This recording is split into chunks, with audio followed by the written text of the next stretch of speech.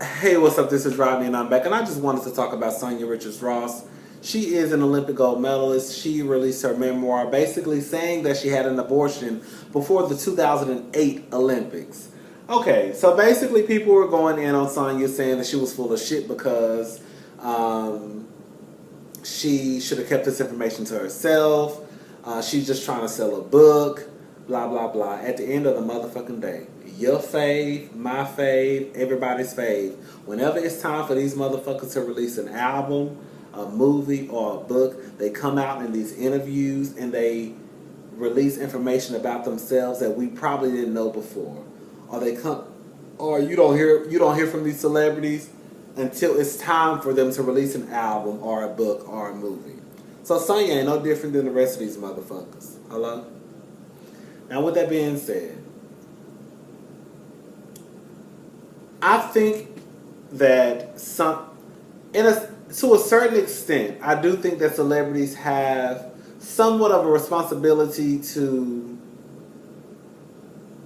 not necessarily tell their business, but if they choose to say this is what happened in my life at this certain point, I don't think there's anything wrong with it. Because the truth of the matter is, these celebrities, some of them are looked up to as, girl, the highest of the high.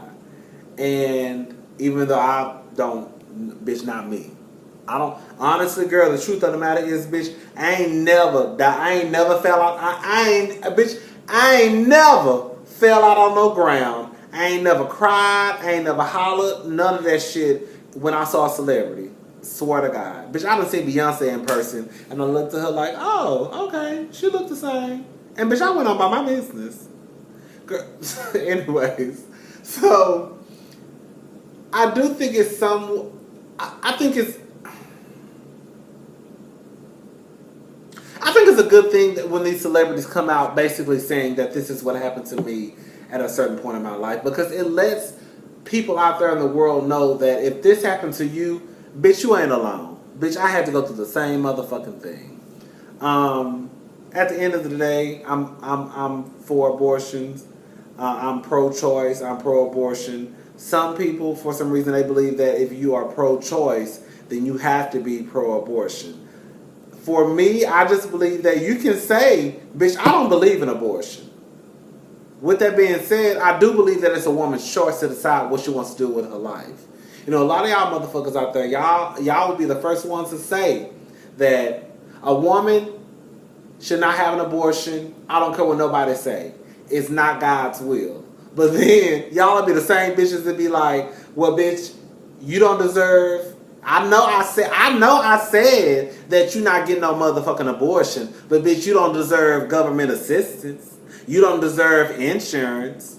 Now I know I said that, bitch, you gonna keep all these motherfucking kids. If you lay down and fuck, then bitch, you gonna have these kids, but bitch, you not getting no insurance. That's how a lot of y'all bitches do.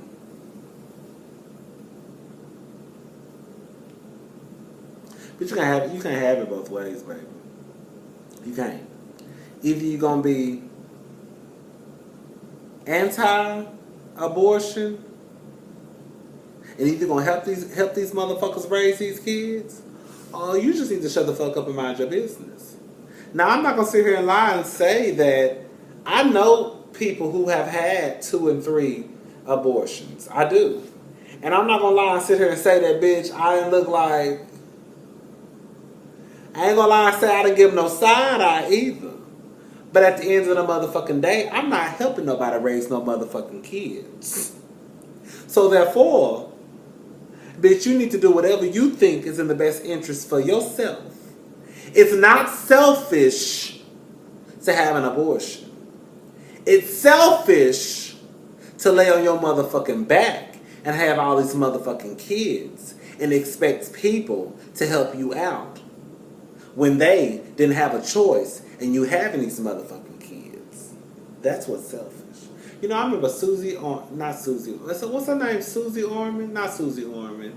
The lesbian lady, the financial lady. I remember when that Octomom lady had all those goddamn kids. And she was on Oprah. And I think her name is Susie. And Susie said that it ain't no difference between Octomom having all these motherfucking kids and the next bitch out there having one kid. Because the truth of the matter is, it's a lot of bitches out there right motherfucking now who will lay on their back and have one child knowing damn well they can't afford it. But then want to turn around and judge Octomom for having 8. Bitch, at the end of the motherfucking day, you can't afford 1 and she can't afford 8. Bitch, you ain't in no better situation than what she is. You can't afford it. She can't afford it. Neither one of y'all bitches can afford it. You know,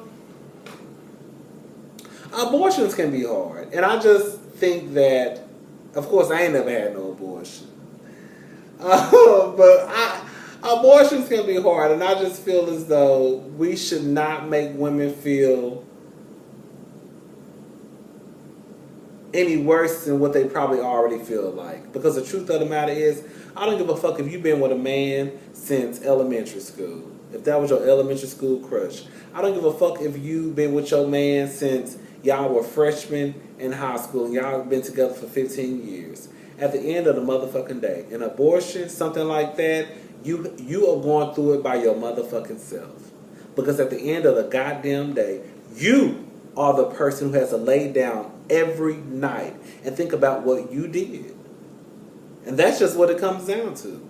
Ain't no man, a man, your church, whoever it may be, well, probably not your church, bitch, but whoever it may be, they can try to make you feel as good as possible, like you are okay, you did what you thought was the best thing to do. But at the end of the goddamn day, you have to live with your decisions. And that's one thing I will say about abortions. Like, as much as I agree with them, at the end of the day, but you can't force nobody not to have one, and you can't force somebody to have one, because that's some shit you have to live with. That's some shit you're going to have to live with until the day you die. Anyway, child, I'm done, because, girl, I'm low-key drunk, as y'all probably can tell. I done sat here and drunk a whole motherfucking bottle of wine. Like I ain't got no fucking sense. Like I ain't got to get up in the morning.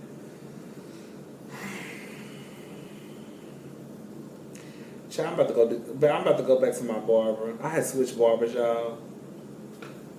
And I switched barbers because my barber that I go to, he too far away. Girl, if I don't take the belt, if I take the beltway, it take me 30 minutes to get to him. But girl, I have to spend damn near $10 just to get to him to take the beltway. And then pay for my haircut. But if I don't take the beltway, it takes me about 50 minutes. So I was like, girl, I've been going to this bar since like 2002. Girl, I know, right? It's 2017. I've been going to him a long ass time. So I switched barbers because I found somebody like, girl, 1.5 miles up the street from me. But he be having my line. He be having my line crooked, girl. He fine as fuck though. But once I my new barber, fine than a motherfucker, bitch. Fine than a motherfucker. Bitch, fine than a motherfucker. Do you hear me? Bitch, I'm not even lying to y'all, bitch. My new barber, well, I'm going back to my old barber, but my new barber, my ex-new barber, bitch, she's so motherfucking fine. Bitch, I tagged my friends, I tagged my coworkers, the ones that follow me on Instagram, because I don't, I tagged them hoes like, bitch, look at this motherfucker who cut my hair right now.